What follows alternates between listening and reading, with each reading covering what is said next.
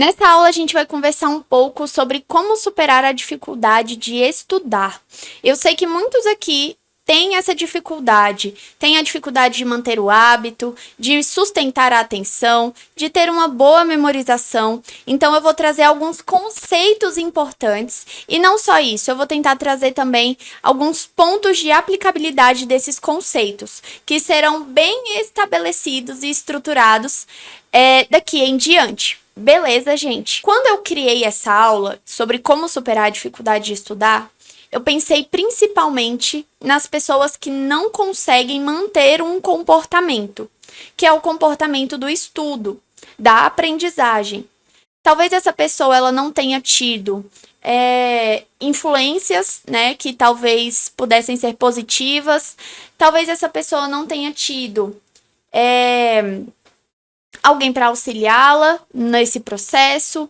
Talvez você aí do outro lado tenha uma personalidade que não contribui para esse tipo de situação, um estudo mais formal, uma coisa que você tenha que ficar mais tempo sentado, prestando atenção e tudo mais. Então eu trouxe para mostrar para vocês que é possível superar essa dificuldade, tá? Para a gente ter aí uma prática nisso daqui. Tudo vai começar lá naquilo que eu já trouxe lá atrás, na avaliação, na observação, no monitoramento e na mudança, ok? Então, não existe muita coisa em psicologia que vá fugir dessa ideia. Você tem que saber o que é, observar, monitorar, avaliar e modificar. Isso daqui é o que você precisa fazer na sua vida. Ai, Gabi, mas eu não dou conta, minha vida é meio difícil, não sei o quê. Você precisa superar as suas dificuldades se você quer agir de uma forma diferente. Não dá para ter resultados diferentes agindo da mesma maneira, tendo o mesmo pensamento de sempre, sentindo-se descontrolado emocionalmente. Como sempre, você precisa tomar uma atitude, ter um posicionamento distinto, ok? Então, aqui a gente vai falar um pouquinho mais sobre isso. Vamos para o slide? Como superar a dificuldade de estudar? Estudar é adquirir uma habilidade e ou conhecimento. Algumas pessoas não possuem o hábito de estudo formal.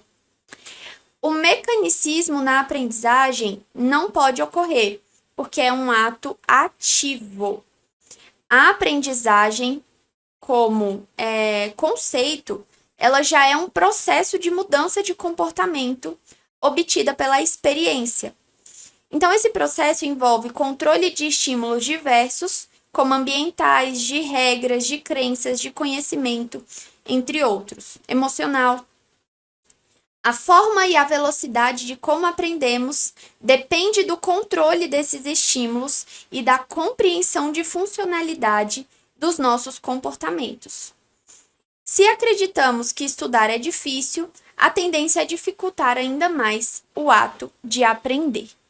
Então, o que eu trouxe nesse primeiro slide aqui é algo que eu gosto de explicitar, ok? E eu vou deixar aqui bem claro o que eu quero dizer com isso.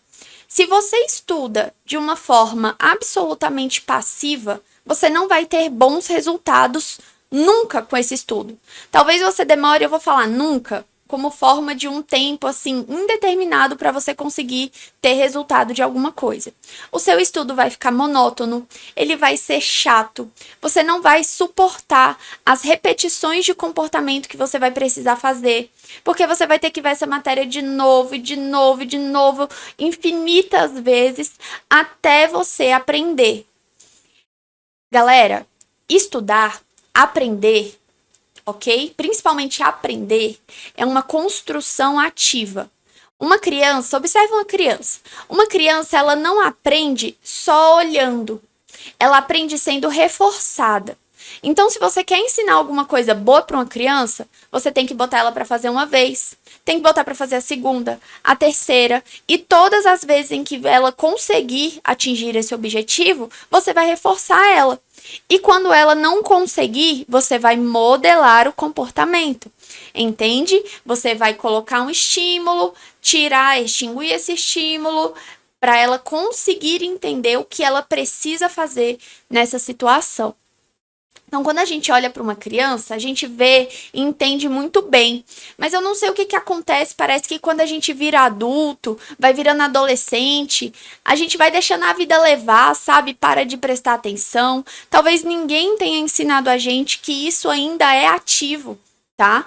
Talvez o nosso sistema de ensino formal, a escola, a faculdade, tenha reforçado muito a ideia de que você só vai ser reforçado se tirar uma nota positiva. E não é bem assim que as coisas funcionam, não é bem assim que a aprendizagem acontece. Se você quer ter um desempenho positivo em concursos públicos, comece desde já a ter uma postura ativa com o seu aprendizado. Você precisa saber de tudo? Precisa ser a pessoa mais inteligente? Precisa ser uma pessoa extremamente erudita? Não. Você precisa ter a atitude de fazer. A gente aprende fazendo. Não é à toa que as melhores técnicas de revisão de material é com questões. Então, você vai aprender fazendo, você vai aprender escrevendo, você vai aprender lendo, tá? Assistir é um ato passivo.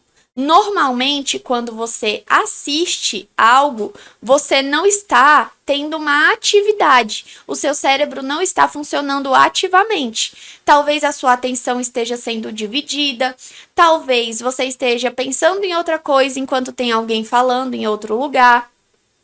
Então, você só vai ter isso daqui se você fizer ativamente, tá? Bom, o primeiro passo para um estudo efetivo é o compromisso. Então, você precisa lidar com isso como prioridade. Você vai se comprometer com o seu futuro, com quem você é e seus valores e com a sua auto-organização, ok? Então, é uma prioridade, é um comprometimento.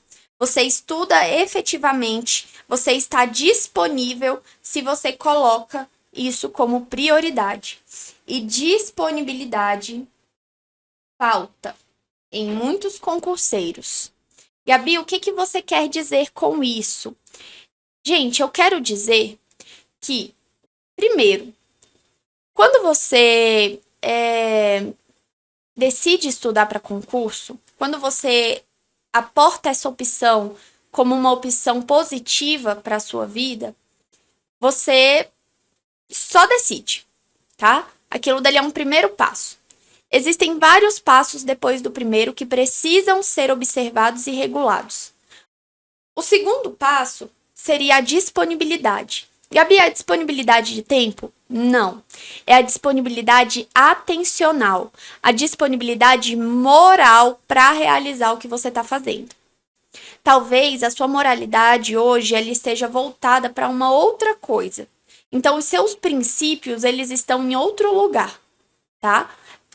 E esses princípios que estão em outro lugar, eles estão incoerentes com aquilo que você quer fazer hoje. Então, vai dar certo você tentar sentar para estudar, sendo que aquilo que te direciona não tá naquele lugar ali? Não adianta. Então, é uma mudança, tá? A gente entra para estudar para concurso e sai. E sai normalmente nomeado com um cargo. Isso não é para sempre. É uma mudança que a gente tem que fazer para adaptar a nossa vida a uma situação. Muita gente erra e perde disponibilidade e compromisso exatamente por achar que isso daqui é o fim. Isso daqui é um meio. Você tem que saber usar os seus estudos como ferramenta para alcançar alguma coisa.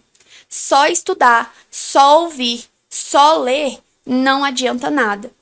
Existe uma metodologia, existe um passo a passo, existe um objetivo e existe um porquê você está fazendo isso. E se você se perde dessas coisas, você vai se perder com tudo. E aí vai virar uma tarefa insuportável. Ok? Então, disponibilidade não é disponibilidade de tempo. Eu não estou pedindo para você ter as 16 horas que você passa acordado só para os estudos. Eu estou dizendo que quando você for estudar, você tem que estar ali, naquele lugar. Ok?